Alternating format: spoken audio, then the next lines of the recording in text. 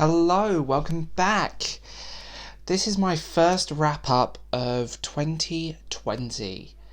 You know what, that's still a weird thing to say. 2020, we are in the year 2020. Oh boy, let's talk about these books, shall we? Let's go into them, let's rip them apart, let's see what's going on. It's kind of a mini book haul as well, I want to add to that, but this is my first wrap-up, and let's go for it. So first book I want to talk about was sent to me by a friend, Quentin Crisp. This is a person who has fascinated me for years, and Lisa was kind enough to send me this as a little gift for Christmas, and thank you. You know who you are when you're watching this. Really fascinating person. I ended up inhaling this, and just fascinating, full stop. It's a snapshot of this person's life, it's moments in there. It's witty, it's intelligent, it's funny, and just really enjoyable, and I want to read more about them. Like, I do, just because a fascinating individual and a bit of an LGBT pathfinder.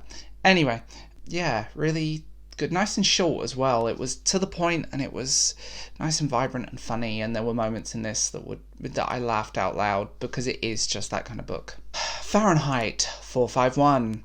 This book I've read many times in my life. Oddly enough, as a teenager, I probably haven't read it for about 10 years. And it was in my library, so I picked it up and I read it. So a book about censorship. Fundamentally, this book is about censorship, a dystopian future. Books are burnt. Books are knowledge. I've said this on book Twitter, this idea of control. If you can control the media people consume, you can control the person and what they think and feel, and this book is a good example of that. Again, a nice short read, but absolutely terrifying. And it's also one of those books that gets tweeted by basic girls going, oh, I bet his favourite book is Fahrenheit 451. It's not a favourite book, but it's definitely an interesting book. I like this kind of dystopia of this era because it was far more reaching than modern dystopia.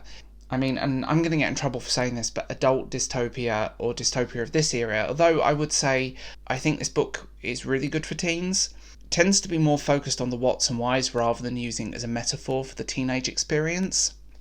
And this is prime example of that. This is a fantastic book. It's heartbreaking in parts, but it's absolutely brilliant. And it is the novel that reminds me of book Twitter the most. Dracul. So, this is probably the weak link. I'd heard good things about it, and it is actually an enjoyable gothic horror, but it just doesn't have the Bram Stoker voice. Bram Stoker had a way of writing that was just... How can I put this? He had a way of writing that was just eloquent and pretty, and yeah, this isn't. It's based on notes by Bram Stoker, hence the reason the Stoker name is on it. And Descendant, but probably most of the book is by JD. It didn't hit those buttons. It's not bad by any means, but it's not going to rock your world. If you love Dracula, I would recommend reading it, but do go in knowing this is not Bram Stoker's Dracula. There's something missing. It's not brilliant, it's not terrible, it's actually a really good gothic read. It's just missing something that Bram Stoker had. Enjoyable, definitely want to read it again. I also read American Outlaw by Jesse James. This was kind of on a whim. I watched a couple of the shows that this guy's in and enjoy them. So this is his bio. It's obviously a ghostwritten type bio, I think.